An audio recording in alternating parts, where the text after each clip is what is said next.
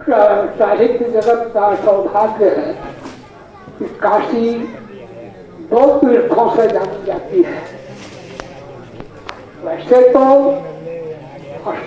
80-85 घाट, साल भर भोजन करिए, तीर्थों में खाइए पीजिए, उससे काशी का पहचान नहीं बनी, जितना कि सीधे अगर ध्यान होगा तो हम लोगों को सोचना चाहिए कि एक तो प्रेमचंद गद्य के महान कथा सम्राट प्रेमचंद के साहित्यिक योगदान से जानी जाती है, जो दुनिया के कहीं भी ऐसा नहीं था कि दुनिया प्रेमचंद को न सुनी हो न जानती हो। लोग आते हैं और विदेशों से आते हैं और वो नमन करते हैं। वो काशी की तीर्थ स्थली है। उसी तरह से खेवड़ी, वो तो मान लीजिए कि क्या कहा जाए, कौन सा लमही, वो अब ये नहीं काम करता। लमही वो महातीर्थ है गद्य के लिए। फिर कविता के लिए, अगर कविता में कोई सबसे पहले राजनीतिक कविता देकर के खड़ा हुआ, तो मैं तो समझता हूँ, मैंने लिखा भी है तुलनात्मक समीक्षा मुक्तिबोध को लेकर के और धूमिल को लेकर के, कि मुक्तिबोध से आगे धूमिल खड़े होते हैं। क्यों? क्योंकि धूमिल मुक्तिबोध जन कवि नहीं माने जाते। प्रोफेसर लोग भले अपना छात्रों को समझा लें, रिसर्च करा लें, सब कुछ करा लें, लेकिन सच्चाई यह है कि जन कवि धूमिल थे, जन कवि मुक्तिबोध नहीं थे। क्योंकि जिस समय मुक्तिबोध लिख रहे थे कविता, उसी समय धूमिल में भी पटकथा हुई थी, कविता छप गई थी संसद से सड़क तक। ताज्जुब आप करेंगे कि एक तो सबसे बड़ी कमजोरी उनकी थी मुक्तिबोध की, को महाराष्ट्रियन थे और मराठी भाषी थे, जिससे कि मराठी भाषी होने के नाते मुक्तिबोध वहां तक नहीं पहुंच सके। क्योंकि संकेतों में तो बोल गए हैं, लेकिन धूमिल जो है, अगर खेवड़ी में पैदा हुए हैं और निकाम काका खेवड़ी के मोतीराम में निकाम काका खेवड़ी से आते हैं, तो ये बहुत बड़ी बात है। यह धूमिल को धूमिल बनाता है, जन कवि बनाता है। वह चीज मुक्तिबोध के यहाँ नहीं है। हमने 2-3 निबंध मुक्तिबोध पर और धूमिल पर लिखे हैं, अब छपा है पत्र पत्रिकाओं में, लेकिन हमारी मान्यता है, हमें सौभाग्य प्राप्त था इनके साथ। जिस दिन इनका देहांत हुआ था, हम और राजशेखर जी इसी गांव में आए थे और आकर के ताज्जुब आप करेंगे कि कोई रास्ता भी नहीं था। नदी पार करके छमुहवा घाट, छमुहवा उसको बोलते हैं, छमुहवा नहीं छमुहवा घाट, उसको हमने पार किया। हम लोगों ने सुना था कि धूमिल जी बाएं हाथ में साइकिल लेकर के और बरसात के दिनों में तैर करके पार कर जाते थे वो घाट, बहुत बड़ी। जिस समय हम घाट पर हम लोग पहुंचे तो मल्लाह नाम है, वो मल्लाह जो है लगा रोने, आप कहाँ जाएंगे आप लोग?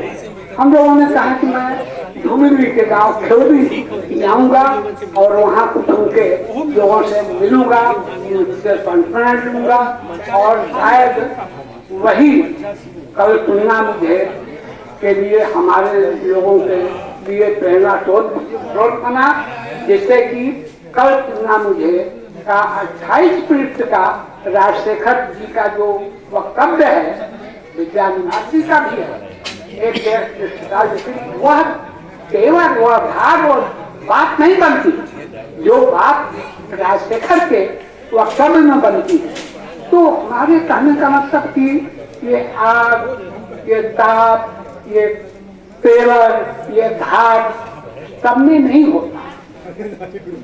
कारण यह है कि जो निकाम काका, इसी गांव के निकाम काका तो मोतीराम आज तक लोग रिसर्च क्या कराते हैं कि मोतीराम शहर में रहते थे। अरे निकाम काका भूमि ही कह सकते थे कि निकाम काका थे हमारे। निकाम हरिजन थे, हरिजन थे, मालूम है, हमने लिखा है संस्करण में, इसी किताब में आई है। कहने का मतलब कि जन कवि का मतलब यही होता है, कविता अगर जनता के जुबान पर न हो, कबीर तो जुबान पर आ गए, क्योंकि कबीर बहुत सारे लोग लगे दर्शन बढ़ाने, दर्शन से कविता नहीं बनती, मर गए। उसी काल में, छायावाद काल में लोग कहना नहीं चाहिए कि पंत जी थे, निराला थे, महादेवी थी, लेकिन नाम किसका? निराला। क्योंकि निराला वह चोटी पत्थर, उनको उसी छायावाद काल में वो सड़क पर पत्थर तोड़ती महिला बूढ़ी को देख करके प्रभावित होते हैं, बड़ी बात है। तो वही कवि जन कवि हो सकता है।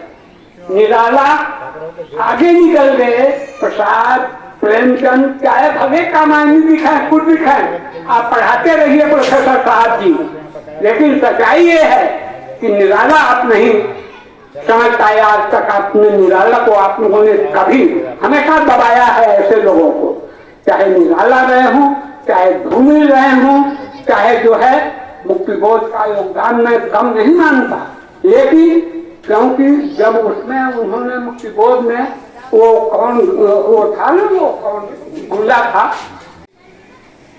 छोटी छोटी कविताएं सुनाएंगे। एक माइकोर्स की कवि था, रसा का कवि था, आत्महत्या कर लिया। आप लोग सुने थे ना, आत्महत्या किया। उस पर एक कविता है हमारी, माइकोवर्स्की की शहादत। शहादत से पहले अपने उस सुसाइड नोट में यही तो लिखा था तुमने कि युग का चिंतक जब भी तटस्थ रहा है, जो स्थिति आज जा रही है, जब भी चिंतक तटस्थ होगा, क्या होगा? कायरता को वहां हमने सिर उठाते, हाँ, और तानाशाहियत को जन्म लेते देखा। यही तो लिखा था तुमने कि युग का चिंतक जब भी तटस्थ रहा है, कायरता को वहां हमने सिर उठाते और तानाशाहियत को जन्म लेते देखा है। जो परिस्थिति जा रही है इस समय देश में, कहने में हम लोगों को जरा वो नहीं है। बंद कर ले, जान मार डाल ले, गोली मार दे, यही न करेंगे। साहित्य तो नहीं मार पाएंगे। सुनिए, हाँ, जनशक्ति जहाँ ताकत में हुई है, देखिए, जनशक्ति जहाँ ताकत में हुई है, कायरता को वहाँ हमने धराशाही होते और औंधे मुंह गिरते देखा है, और औंधे मुंह गिरते देखा है। वो है लाल क्रांति के और मसीहा कवि, वो है लाल क्रांति के मसीहा कवि। पढ़ते हुए तुम्हें हमें लगा कि सर्कस की नटी, अब इन सबको, इन वाक्यों पर ध्यान दीजिए। वो है लाल क्रांति के मसीहा कवि, आत्महत्या किया है इस कवि ने। चुडुबरपानी ने रूस के को मर जाना चाहिए था, लेनिन का कहा रूस न रूस है न चीन है, कहीं कुछ नहीं है। सच्चाई ये है कि देश में इतना बड़ा कवि आत्महत्या कर ले, तो वो है लाल क्रांति के मसीहा कवि। पढ़ते हुए तुम्हें हमें लगा कि सर्कस की नटी की भांति जादुई कलाएं नहीं है तुम्हारी कविताएं। सर्कस की नटी की भांति जादुई कलाएं नहीं है तुम्हारी कविताएं, है ना? और न ही मज में लगाने वाले जादूगर के हाथ की जादुई बाजीगरी, न ही मज में लगाने वाले जादूगर के हाथ की जादुई बाजीगरी, और न कविता ने सरमहारा की लड़ाई को कमजोर करने वाले दोगले शब्दों के मानिंद जो आज कविताएं लिखी जा रही दोगले शब्दों के मानिंद शब्दों पर ध्यान दीजिए। पूंजी के शब्द सौदागरों की रखैल, वह जो कांच की मीनारों वाले उन महलों में एक हाथ से दूसरे हाथ ताश के पत्तों की धाप फेंकी जाने वाली बिकते माल सेंटर की जिनिस, बिकते माल सेंटर की जिनिस। कभी मेरे हमें तुम्हारी तीखी धार कलम पर भूमि पर लिया, मेरे ऊपर लिया।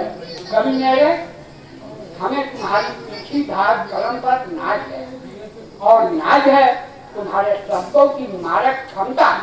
अगर ये सब चीजें नहीं है तो कविता क्या मतलब है क्या कविता है? और नाज है तुम्हारे शब्दों की मारक क्षमता। इतना ही नहीं, शब्दों की रूपवाद और कलावादी सोच के खिलाफ कविता के कथ्य, शिल्प एवं वैचारिकता तथा कविता में प्रयुक्त लोक की ताप एवं कविता की भावना पर, और अंत में नाज है हमें तुम्हारी कविता के अर्थ गौरव दी गई तुम्हारी उस शानदार शहादत पर। मुझे नाज अक्टूबर क्रांति के दिन